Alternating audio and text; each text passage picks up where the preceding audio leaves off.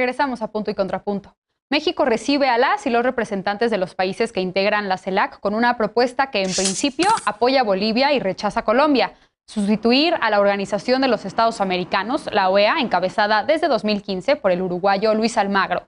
La OEA fue definida por el presidente López Obrador como intervencionista, injerencista y hegemonista, y propuso sustituirla por algo semejante a la Unión Europea. Así lo dijo. Esta semana, México informó que este sábado formalizará esta propuesta. La Organización de Estados Americanos fue fundada en 1948 para fomentar la solidaridad, robustecer la colaboración y defender la soberanía, integridad territorial e independencia de los países que la integran, pero ha sido duramente criticada por el gobierno mexicano. En julio, por ejemplo, al referirse a la OEA, el presidente López Obrador dijo que es inaceptable la política de los últimos 2 siglos, caracterizada por invasiones para poner o quitar gobernantes al antojo de la superpotencia. Y hace un año, México solicitó a Almagro someterse a un proceso de autocrítica para determinar si debe seguir al frente del organismo. La OEA denunció irregularidades en las elecciones de 2019, que luego fueron anuladas y orillaron la salida de Evo Morales de la presidencia de Bolivia. México y Bolivia acordaron en marzo pasado impulsar un frente para limitar las intervenciones del organismo multilateral en asuntos de política interna. Segundo tema de la noche, y bueno, ahora sí, para ahondar sobre, hacer un balance sobre la Organización de los Estados Americanos, esta propuesta desde que ha hecho el presidente López Obrador para reformarlo o incluso desaparecerlo. Mariana, ya recuperamos tu conexión. Si quieres, empiezo contigo. Si quieres hacer un comentario también sobre el bloque anterior, sobre lo que podríamos esperar de la cumbre de la CELAC y después para entrar al tema de la OEA. Muchas gracias, Mariana. Una disculpa, está cayéndose el cielo. No te preocupes. Bueno, yo quiero apuntar algo que ya ha dicho Efraín Guadarrama, y es el liderazgo que ha tenido México desde su presidencia pro tempore en 2020, la parte de liderazgo de nuestro país, porque justo la CELAC estaba en un impasse como parte de todos los procesos de integración económica a la región latinoamericana. Me parece que le ha dado una centralidad y relevancia de esta organización, no solamente como interlocutor con otros países como China o con otros procesos de integración económica como la Unión Europea, donde estos dos, por ejemplo, es el mecanismo y el puente que tienen de diálogo, de concertación política, pero también de posicionamiento en términos económicos y comerciales con la región de América Latina y el Caribe. Y creo que eso es importante señalarlo a partir de esta sexta reunión de la cumbre. Hay que apuntar el trabajo que ha hecho esta administración en este sentido. Otra cuestión que me parece absolutamente relevante y tiene que ver con la respuesta que tuvo la CELAC para hacer, digamos, un frente en conjunto o tratar de buscar posicionamientos comunes para el tema justo del acceso a las vacunas. No solamente tenemos a la directora Novosi dentro del marco de la OMC posibilitar el acceso a vacunas para países de menor desarrollo o la región sur, sino también que la CELAC ha hecho lo propio desde el inicio del establecimiento de la pandemia, con esta hoja de ruta que sugiere Efraín Guadarrama, que ha sido absolutamente determinante en nuestro país en este diálogo de cooperación. Creo que es algo importante porque generalmente hacemos bastantes críticas respecto a los procesos de integración regional en América Latina. Creo que la CELAC en este punto en particular para hacer frente a la pandemia ha sido determinante para buscar un diálogo y acceso a los países de menor desarrollo, sobre todo los países que bajo estas condiciones de cooperación pues sería poco probable que las vacunas y el acceso a suministros para hacer frente a la pandemia puedan tener, ¿no? Creo que es un aspecto positivo que hay que señalar. Y por supuesto que la CELAC tiene algunos problemas importantes, como siempre, pero me parece que al menos sería importante apuntar, ¿no? Esta cuestión positiva de esta organización. Bien. Efraín, justamente algo que toca Mariana, que es el papel que ha jugado la CELAC en comparación o en contraste con la OEA en el tema de la pandemia. Hay quien opina que la OEA pues, se ha limitado a discutir otro tipo de temas, digamos, más políticos, dejando a un lado las prioridades de atención en el tema de la distribución de las vacunas y demás temas. En este caso, respecto a la propuesta del presidente López Obrador para reformar a la institución, ¿qué opinión te merece? ¿Es viable? ¿Esta propuesta se espera que se formalice en la cumbre de la CELAC? ¿Por qué no también, digamos, sería importante quizás hacer un balance sobre el desempeño de la Organización de los Estados Americanos Después de 73 años de su creación, quizá es oportuno hacer una reforma al interior, ¿o no? Pues sí, como bien decía Mariana, pues el tema de la CELAC, el poder constituir este frente regional contra la pandemia ha sido determinante para poder reconstruir esta confianza de los países en la CELAC. El mensaje que nosotros quisimos dar es que los países miembros de la CELAC iban a ser beneficiados por el simple hecho de pertenecer a ella. Y este mensaje fue muy fuerte con toda la ayuda, la cooperación internacional que pudimos desplegar en este mecanismo. En contraste, tuvimos a una organización de los Estados Americanos en donde mientras el hemisferio estaba inmerso en una crisis sanitaria histórica, como lo fue la pandemia, como lo es la pandemia, Luis Almagro y la OEA pues seguían discutiendo, ¿no? ¿Quién es el presidente de Venezuela? Que la situación interna de las elecciones en Nicaragua, que Cuba, ¿no? Que no le gusta Cuba, aunque Cuba ni siquiera forma parte de la organización, en vez de poder establecer un frente hemisférico para combatir la pandemia. La OEA está en Washington, está en la capital de Estados Unidos siendo el productor número 1 de vacunas en el mundo.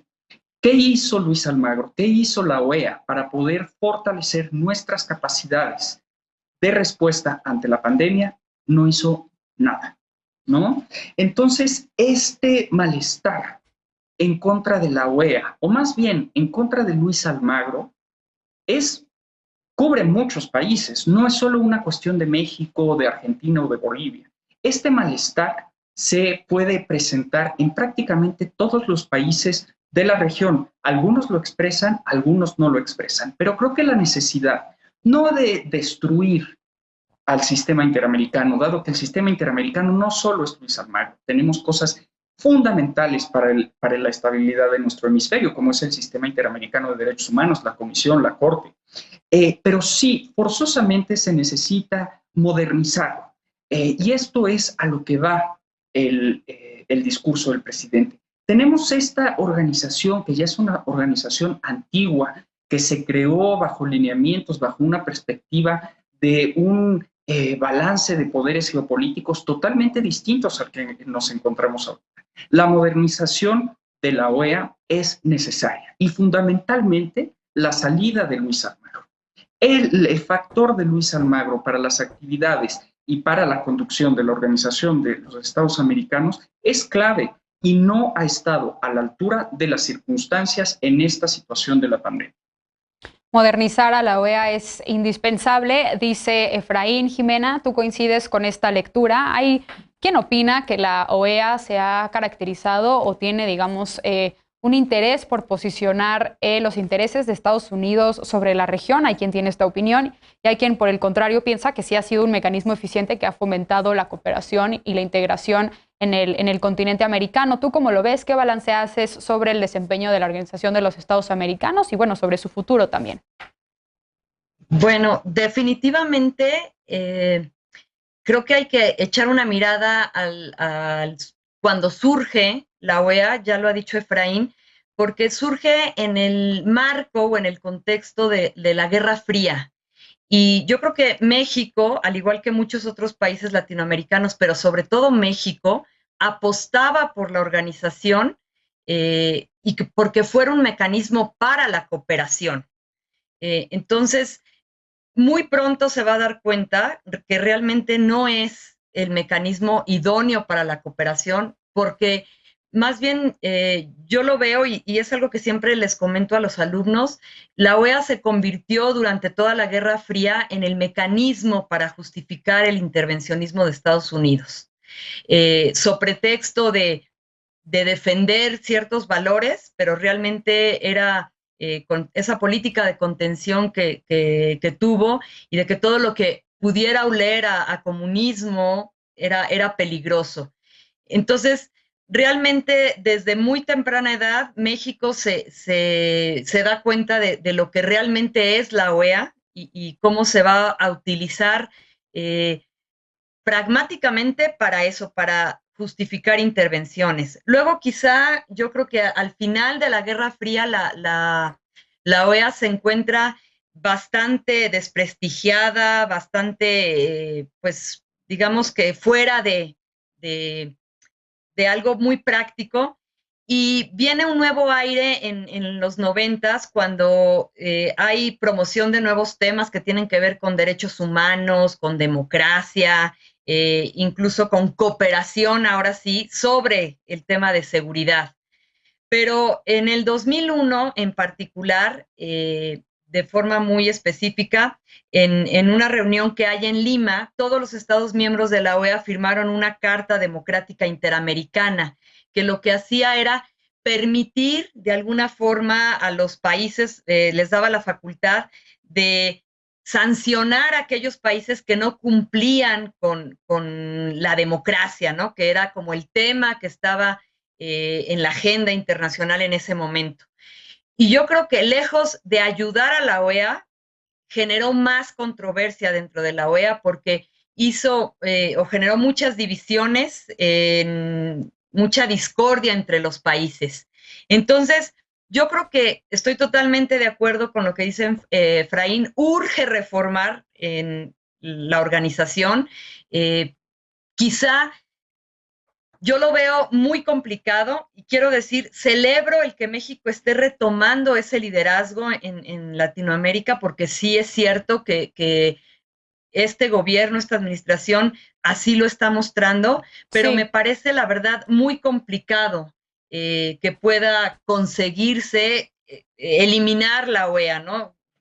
Por las cuestiones mismas de lo que establece su carta constitutiva, etcétera, ¿no? Hay posibilidad de salirse de la organización de manera unilateral, Sí. pero para eliminar el organismo hay un proceso bastante complicado que, como ya he dicho, requiere una mayoría calificada y yo veo pues bastante complicado, pero sí, por lo menos, como dice Efraín, pensar Sí. en un nuevo secretario, creo que sí urge, y quizá algunas reformas Un importantes para relevo. poder volver a poner la cooperación por encima de la seguridad, que Sí. esa ha sido la apuesta de México desde siempre.